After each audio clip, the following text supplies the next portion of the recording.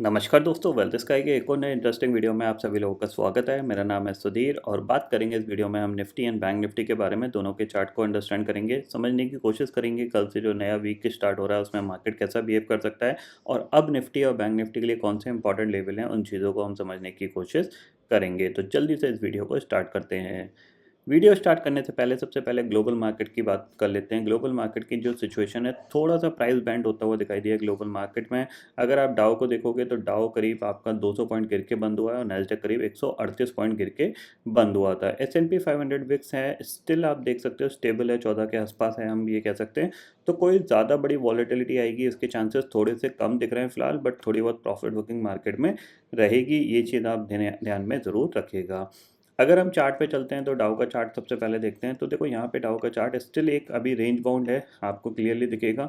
यहाँ पे आपका ये हायर साइड पे रेजिस्टेंस है, जहाँ पे ये रेजिस्टेंस फेस कर रहा है, ठीक है। ये इसका रेजिस्टेंस लेवल था और ये इसका सपोर्ट लेवल है। तो अभी भी ये रेंज के अंदर है और काफ़ी दिन तक ये रेंज के अंदर रह सकता है, क्योंकि अभी भी मार्केट में ग्लोबल मार्केट के हिसाब से देखा जाए तो जो एक पॉजिटिविटी है जिसकी वजह से ये ऊपर जा सकता है, वो अभी नहीं आई है, क्योंकि इंटरेस्ट रेट ग्लोबली हाई हैं। भले इन्फ्लेशन कम हुई है बट इंटरेस्ट रेट तो अभी भी हाई हैं। भले इंटरेस्ट रेट बढ़ने पे स्टॉपेज लगा है बट हायर इंटरेस्ट रेट अभी भी उनको थोड़ा सा प्रॉब्लम देंगे। तो इसीलिए यहाँ पे ये आप देख रहे हो कंटिन्यूसली, ऐसा नहीं है कि अभी से, ऑलमोस्ट पिछले 6 महीने 7 महीने से इस रेंज में ही डाउ ट्रेड कर रहा है, ठीक है। नैस्डैक की तरफ चलते हैं तो नैस्डैक में क्या हुआ था, जब इन्फ्लेशन बढ़ना स्टार्ट हुई थी तो इसके अंदर काफ़ी डीप करेक्शन आया था, आपको देखने को मिल रहा है। ये एक डीप करेक्शन था, ठीक है ना। ऑलमोस्ट 50% यहाँ पे नैस्डैक करेक्ट हो गया था। तो ये 50% जो करेक्शन आया, इस करेक्शन की अभी रिकवरी चल रही है, आपको दिख रहा है। और ये इसका एक इंपॉर्टेंट रेजिस्टेंस पॉइंट था जिसके आसपास पहुंच गया है, ठीक है। अब आप ऑलरेडी देख रहे हो 1 महीना, 2 महीना, 3 4 5 6 महीने इसने कंटिन्यूसली मूवमेंट दिया है। अब यहाँ से ये मूवमेंट करेगा तो मेरे को थोड़ा एक्सपेक्टेशंस कम है, तो ये यहाँ पे थोड़ा सा क्या कर सकता है, कंसोलिडेशन करके फिर ये एक मूव दे सकता है। कंसोलिडेशन में बेसिकली होता क्या है कि आपको थोड़ा सा नीचे एक सपोर्ट मिलेगा, ऊपर एक रेजिस्टेंस मिलेगा। तो वो जो रेंज है वो अगर आप देखोगे, डे चार्ट पे चलते हो तो यहाँ पे हमें देखने को मिलेगी। देखो, यहाँ से ये नॉन स्टॉप मूवमेंट करके गया है, ठीक है ना। यहाँ पे कोई ज़्यादा बड़ा कंसोलिडेशन हमें देखने को नहीं मिला है, ऑलमोस्ट नॉन स्टॉप इसने मूवमेंट किया। अब यहाँ से ये एक करेक्शन आया टॉप से, ठीक है। अब यहाँ पे एक पुल बैक आया, फिर एक करेक्शन आया, तो अब ये यहाँ पे क्या कर सकता है, एक टाइम पास कर सकता है और हो सकता है थोड़ा बहुत करेक्शन भी यहाँ पे देखने को मिल सकता है। तो ये पॉइंट आपको ध्यान में रखना है। खासकर आप अभी यूएस मार्केट ने हाई नहीं मारा है, बट आपको पता है यूरोपियन मार्केट जहाँ पे सबसे ज़्यादा प्रॉब्लम है उन्होंने हाई मार रखा है, तो वहाँ पे एक प्राइस बैंड यहाँ पे देखने को मिला है। अगर आप डेक्स पे चलोगे, जिसने सबसे पहले लाइफ टाइम हिट किया था निफ्टी के बाद, तो वो डेक्स का मार्केट था। और अगर आप यहाँ पे देखते हो तो यहाँ पे आपको देखने को मिलेगा कि मंथली चार्ट पे आपको यहाँ पे क्लियरली देखो, इंडिकेशन देखो, यहाँ पे ये देखो इन्वर्टेड हैमर टाइप का ये बनता हुआ दिखाई दे रहा है। मतलब लास्ट मंथ भी एक रेड कैंडल जो कि बिल्कुल डे लो पे, मंथ के लो पे क्लोज हुई थी, और ये इस कैंडल पे भी ब्रेकआउट हुआ और ये भी मंथ लो के आसपास ही जा रही है। अब थोड़ा सा यहाँ पे ध्यान रखिएगा, ये जो बेसिकली चैनल है ऑलमोस्ट आपको दिख रहा है, इस चैनल के ब्रेकडाउन के इंडिकेशन दे रहा है, ठीक है। हो सकता है अगले 10-15 दिन में यहाँ पे एक और डीप करेक्शन स्टार्ट हो, मतलब अराउंड यहाँ तक या फिर 14,500 तक करेक्शन आ सकता है। क्यों आ सकता है, क्योंकि ऑलरेडी ये पिछले 7-8 महीने से काफ़ी अच्छा परफॉर्म कर चुके हैं। अब हायर साइड पे जा तो नहीं पा रहे हैं, बट अब सब कुछ ठीक हो रहा है। तो कहीं ना कहीं देखो, सिंपल ही चीज़ क्या होती है, जब सब कुछ ख़राब होता है तब मार्केट चल रहा होता है, जब सब कुछ ठीक होने लगता है तब मार्केट एक प्रॉफिट बुकिंग जोन में आ जाता है। तो सिंपल सी चीज़ क्या थी कि यहाँ पे सब कुछ ख़राब था, ये आप देख रहे हो, ये जो कंडीशन बन रही थी यहाँ पे सब कुछ ख़राब था। इन्फ्लेशन सबसे हाई थी, इंटरेस्ट रेट बढ़े जा रहे थे, बढ़े जा रहे थे।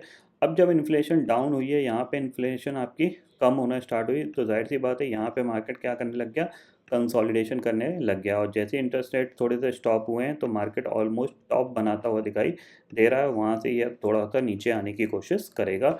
सेम सिचुएशन थी जैसे हमारे कोरोना के क्रैश में था।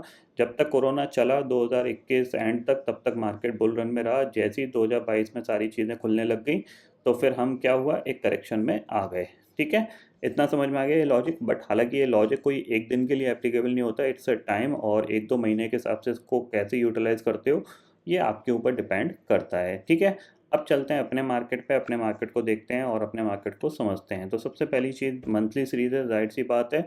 और मंथली सीरीज़ होने की वजह से यहाँ पे क्या है कि जो वॉल्यूम होता है वो थोड़ा-सा ज़्यादा होता है, और क्योंकि स्टॉक्स की भी एक्सपायरी होती है तो जो वॉलेटिलिटी होती है वो थोड़ी-सी बढ़ने के चांसेस रहते हैं, ठीक है? तो यहाँ पे आप देखोगे 18,800 के कॉल पे ऑलमोस्ट 1,40,00,000 का ओपन इंटरेस्ट खड़ा हुआ है, पुट पे कितना है 75 लाख का। 18,700 की कॉल पे 84 लाख का ओपन इंटरेस्ट है, पुट पे कितना है 75 लाख का। इसका मतलब ये है कि पुट राइटर्स थोड़ा सा कॉन्फिडेंस नहीं दिखा रहे हैं हायर साइड पे। कॉल राइटर्स के लिए कोई ज़्यादा प्रॉब्लम नहीं होती है, क्योंकि अल्टीमेटली मार्केट ऊपर जाता है लेकिन सस्टेन नहीं कर पाता है, तो कॉल राइटर्स थोड़ा सा अपनी पोजीशन को होल्ड रखते हैं, और जैसे ही थोड़ा सा करेक्शन आता है वो अपना प्रॉफिट बुक या फिर अपना ब्रेक इवन पे अपनी पोजीशन को काट देते हैं, ठीक है। चार्ट पे चलते हैं, तो सबसे पहले देखते हैं निफ्टी का चार्ट, और निफ्टी का चार्ट हम लगाते हैं मंथली पे, और मंथली पे आपको दिखेगा कि हम पिछले 3 महीने से ऑलरेडी पॉजिटिव कामकाज कर रहे थे। ये मंथ में हमने ऑलमोस्ट लाइफ टाइम हाई के आसपास तक गए हैं। तो ज़ाहिर सी बात है 3 महीने ऑलरेडी मार्केट चल चुका है, तो ज़ाहिर सी बात है जो नेक्स्ट 2 मंथ होने वाले हैं वो थोड़े से करेक्शन वाले हो सकते हैं, या फिर 1 मंथ तो करेक्शन वाला हो सकता है, या फिर यही मंथ आपको अपना डे लो की तरफ भी आता हुआ दिखाई दे सकता है। ये पॉइंट ध्यान में ज़रूर रखिएगा। तो मंथली चार्ट पे ओवरऑल प्राइस स्ट्रक्चर पॉजिटिव है, ऐसा कुछ यहाँ पे नेगेटिविटी नहीं दिख रही है, बट स्टिल हायर साइड पे रेजिस्टेंस फेस कर रहा है, ठीक है। वीकली चार्ट पे चलते हैं, वीकली चार्ट को देखते हैं सबसे पहले। वीकली चार्ट पे आप देखोगे ऑलमोस्ट ये वीक आपने एक अच्छा मूवमेंट किया, नेक्स्ट वीक आपने उस मूवमेंट को डाइल्यूट किया। हालांकि अभी हम प्रीवियस वीक के नीचे नहीं गए, प्रीवियस वीक के नीचे जाएंगे, प्रीवियस वीक के लो के नीचे जाएंगे तो फिर प्रॉब्लम बढ़ती हुई दिखाई देगी, बट फिलहाल जो सिचुएशन है वो थोड़ी सी कह सकते हैं कंसोलिडेशन वाली दिख रही है। अब डे चार्ट पे चलते हैं, तो डे चार्ट पे आपको यहाँ पे प्राइस बैंड देखने को मिलेगा। कैसे देखने को मिलेगा? आपको दिख रहा है यहाँ से हमने एक मूवमेंट किया था, ठीक है, मूवमेंट किया, फिर आपका ये करेक्शन आया, फिर आपने ये पुल बैक दिखाया है, ठीक है, और फिर ये करेक्शन आया है।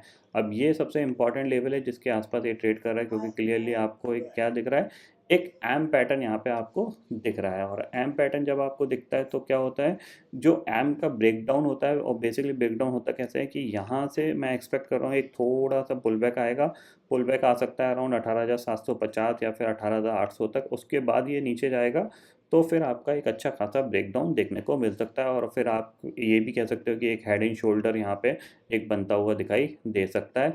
फिर ये एक ब्रेकडाउन अच्छा दे सकता है, और उस ब्रेकडाउन के टारगेट आपके निकलेंगे ये वाले, ठीक है। इतना समझ में आ गया। अब इसको डीपली समझते हैं, तो आपको क्या फोकस करना है, आपको फोकस करना है, सिंपल दी चीज़ है, 15 मिनट का टाइम फ्रेम आप लगा लीजिए, ठीक है, 15 मिनट का टाइम फ्रेम लगा लीजिए। ये ये पर्टिकुलर एरिया आपके लिए एक रेजिस्टेंस एरिया है, ये चीज़ आप ध्यान में रख लीजिएगा। जोन थोड़ा बड़ा है बट एक रेजिस्टेंस एरिया है। अब यहाँ से मैं एक्सपेक्ट कर रहा हूँ कि मंडे आपको एक पुल बैक मिल सकता है, या ट्यूसडे आपको पुल बैक मिल सकता है, देन फिर एक्सपायरी वाले दिन आप नीचे की तरफ आ सकते हो। यानी मंडे एक पुल बैक दिखना चाहिए इस लेवल के आसपास से सपोर्ट मिलने के बाद, ठीक है। अगर मंडे पुल बैक दिखता है तो there will be the maximum chances कि ये वेनसडे या फिर थर्सडे को नीचे की तरफ ये ब्रेकडाउन दे सकता है, क्योंकि अगर ये यहीं से ब्रेक करेगा तो फिर हमारे चांसेस प्रॉफिट कमाने के थोड़े से कम रहेंगे। बट हाँ, ये अगर पुल बैक करके ऊपर जाता है तो फिर हमारे चांसेस बहुत हाई रहेंगे प्रॉफिट कमाने के, और फिर हम एक बड़ा ब्रेकडाउन यहाँ पे देख सकते हैं, ठीक है। इतना समझ में आ गया। और नीचे जो आपके पास इंपॉर्टेंट लेवल है वो आपका क्या है, सीधा सीधा अब आप देखो ये, ठीक है। क्यों है? क्योंकि आपको यहाँ पे दिखेगा एक अटैम्प्ट ये हो चुका है, 2 अटैम्प्ट ये हो चुका है, तीसरा अटैम्प्ट, चौथा अटैम्प्ट, और अगर यहाँ से पुल बैक करके फिर ये नीचे आया तो पाँचवा अटैम्प्ट, और पाँचवा अटैम्प्ट का जो टारगेट होगा वो होगा 18,480 का, या फिर 18,500 आप मान के चल सकते हो। तो 150 पॉइंट का निफ्टी के अंदर फॉल देखने को मिल सकता है, 150 से 200 पॉइंट का, अगर जैसा हम सोच रहे हैं वैसा। तो मंडे के ट्रेडिंग सेशन में आपको यही चीज़ ध्यान रखनी है, अगर ये नीचे ब्रेकडाउन दे रहा है तो आप एग्रेसिव सेल मत करने लग जाइएगा, हो सकता है ये पुल बैक दिखा दे, ठीक है। और ये भी हो सकता है कि ये ब्रेकडाउन दे दे, बट मेरा जो व्यू है वो यही है कि मैं यहाँ पे अगर ब्रेकडाउन होता है तो मैं एग्रेसिव सेल नहीं करूँगा। अगर ब्रेक मान लीजिए गैप डाउन खुल जाता है यहाँ पे, तो हाँ नेगेटिव सेंटीमेंट बनेगा, बट मैं फिर यहाँ पे एग्रेसिव सेल नहीं करूँगा, मैं पुल बैक का वेट करूँगा। पुल बैक के बाद अगर कोई सेल ऑफ आएगा तो मैं यहाँ पे सेल करना पसंद करूँगा, ठीक है। ये चीज़ समझ में आ गई आपको। बात कर लेते हैं बैंक निफ्टी की। तो बैंक निफ्टी के लिए सबसे इंपॉर्टेंट चीज़ है वीकली चार्ट। वीकली चार्ट पे आपको दिख रहा है कंटिन्यूसली आप 4 वीक से लाल निशान में बंद हो रहे हो, और अगर आप देखोगे तो ये पूरी रैली जो बनी है, ये रैली यहाँ पे फिजल आउट होती हुई दिखाई दे रही है, क्योंकि आपको क्लियरली एक रेंज में मार्केट दिख रहा है। तो जाहिर सी बात है इसका ब्रेकडाउन आपके लिए एक अपॉर्चुनिटी ढूंढ के देगा जो कि 42,600 तक के टारगेट आपके लिए ओपन करेगी। वो कैसे करेगी उस चीज़ पे आप ध्यान रखिएगा। देखो डे चार्ट पे चलते हैं। डे चार्ट पे आपको दिख रहा है क्लियरली एक रेंज है, रेंज का ब्रेकडाउन पे आपको डेफिनेटली ट्रेड करना है। अब जब भी बैंक निफ्टी इस लेवल को ब्रेक करेगा उस दिन आप एक अच्छा ट्रेड कर सकते हो, क्योंकि निफ्टी भी सेलिंग के लिए सपोर्ट कर सकता है। ये चीज़ ध्यान में रखिएगा क्योंकि निफ्टी में भी प्राइस बैंड देखने को मिल रहा है। तो 43,400 के नीचे ये जब भी जाता है, अगर एक्सपायरी वाले दिन जाता है तो डेफिनेटली आप ज़रूर ट्रेड करिएगा। टारगेट आपके पास सीधा सीधा 42,600 का होगा, ये चीज़ ध्यान रखिएगा। पहला टारगेट तो 43,000 का और दूसरा टारगेट आपके पास सीधा सीधा 42,800 और 42,600 का होगा। तो 43,400 के नीचे आपको क्या करना है, 43,000 की पुट लेनी है और 42,800 की पुट लेनी है। इनमें आपको प्ले करना है और एक्सपायरी वाले दिन होता है तो डेफिनेटली प्ले ज़रूर करना है। ये पॉइंट आप ध्यान में ज़रूर रखिएगा, ठीक है। क्योंकि आप एक रेंज में हो, रेंज का ब्रेकडाउन इस बार होगा वो निफ्टी के साथ होगा, और निफ्टी के साथ होगा तो एक बड़ा करेक्शन आपको देखने को ज़रूर मिलेगा। बैंक निफ्टी के अंदर एक्सपेक्टेशन मेरा यही है कि 42,600 या फिर 42,200 तक ये जा सकता है, ठीक है। इतना समझ में आ गया आपको। ग्लोबल मार्केट की सिचुएशन मैं ऑलरेडी आपको बता चुका हूँ, ठीक है। नेगेटिव है फिलहाल तो ये दिख रही है, क्योंकि ग्लोबल मार्केट में over the night profit booking देखने को मिली थी। डाउ कंटिन्यूसली अपने टॉप से गिर रहा है और ग्लोबल में डेक्स भी गिर रहा है और नेस्डेक भी गिर रहा है, तो हो सकता है हम भी यहाँ पे करेक्शन के लिए तैयार हैं, ठीक है। तो आई होप दोस्तों ये पर्टिकुलर डाटा आपको समझ में आ गया होगा। दोस्तों फिलहाल इस वीडियो में इतना ही है। आई होप ये वीडियो आपको पसंद आएगा। वीडियो पसंद आता है तो लाइक और शेयर ज़रूर करिएगा और चैनल को जो सब्सक्राइब कर लीजिए, क्योंकि मैं सुधीर लेके आता रहूँगा हर दिन आपके लिए नए नए वीडियो। इसी के साथ शुक्रिया दोस्तों, जय हिंद।